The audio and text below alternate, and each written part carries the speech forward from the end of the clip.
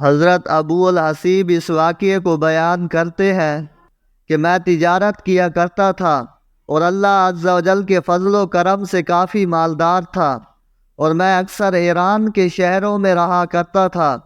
ایک مرتبہ میرے ایک مزدور نے مجھے خبر دی کہ فلاں مسافر خانے میں ایک شخص مر گیا ہے، وہاں اس کا کوئی بھی وارث نہیں۔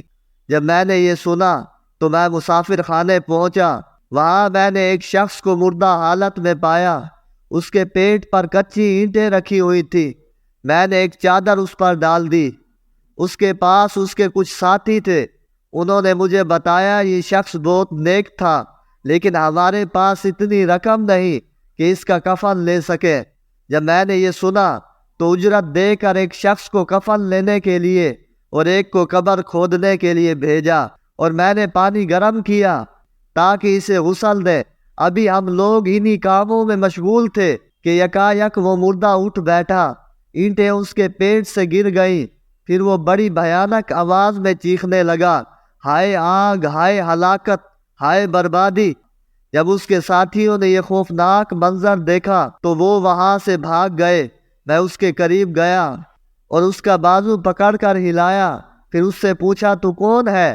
وہ کہنے لگا میں کوفہ کا رہائشی تھا، اور بدقسمتی سے مجھے ایسے برے لوگوں کی صحبت ملی جو حضرت صدیق اکبر اور حضرت فاروق اعظم کو گالیاں دیا کرتے تھے۔ ان کی صحبت میں بیٹھ کر میں بھی انہیں گالیاں دینے لگا۔ حضرت ابو الحسیب فرماتے ہیں میں نے اس کی یہ بات سن کر استغفار پڑھا اور کہا، اے بدبخت، پھر تو تجھے سزا ملنی چاہیے، اور تو مرنے کے بعد زندہ کیسے ہو گیا؟ تو اس نے جواب دیا، میرے نیک اعمال نے مجھے کوئی فائدہ نہ دیا۔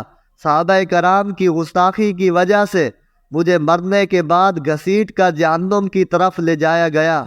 وہاں کی آگ بہت بھڑک رہی تھی۔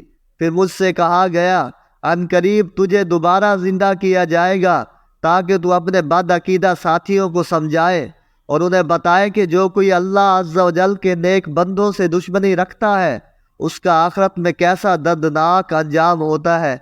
جب تو ان کو اپنے بارے میں بتائے گا تو پھر دوبارہ تجھے تیرے اصلی ٹھکانے میں ڈال دیا جائے گا، یعنی تجھے جہنم میں ڈال دیا جائے گا۔ یہ خبر دینے کے لیے مجھے دوبارہ زندہ کیا گیا ہے تاکہ میری اس حالت سے گستاخان صحابہ عبرت حاصل کریں اور اپنی گستاخیوں سے باز آ جائے، ورنہ جو کوئی ان حضرات کی شان میں گستاخی کرے گا اس کا انجام بھی میری طرح ہوگا۔ اتنا کہنے کے بعد وہ شخص دوبارہ مردہ حالت میں ہو گیا۔